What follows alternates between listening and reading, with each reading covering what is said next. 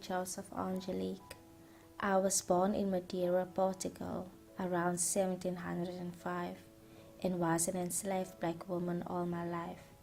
I was first enslaved in Portugal, an active port of the Atlantic slave trade, and after that I was sold to a merchant called Nicholas Block. When I arrived in New England, I was purchased at the age of 20 by Francois Poland de Francheville, a French businessman who took me to his home in Montreal. I worked for him and his wife, Teresa de Cohen, as a domestic slave. In the evening of Saturday, 10th of April, 1734, a fire erupted in a large portion of Montreal, the merchants' quarter.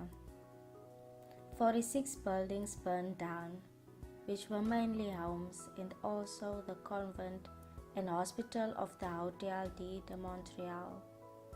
I was the first person they could accuse because I once threatened to burn my master's house down in order to be free. On the 11th of April, I was arrested by the police.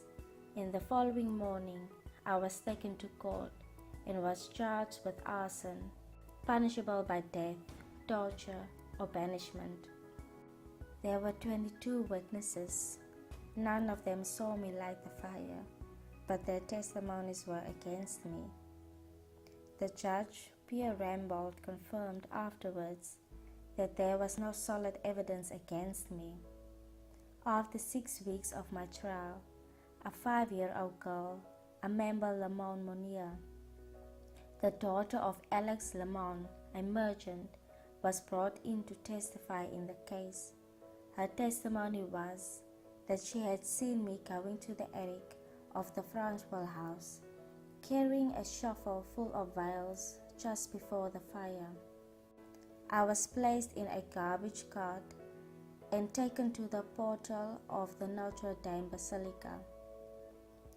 There I had to confess my crime and had to beg pardon to God, the King, and the people. This was my last day of living.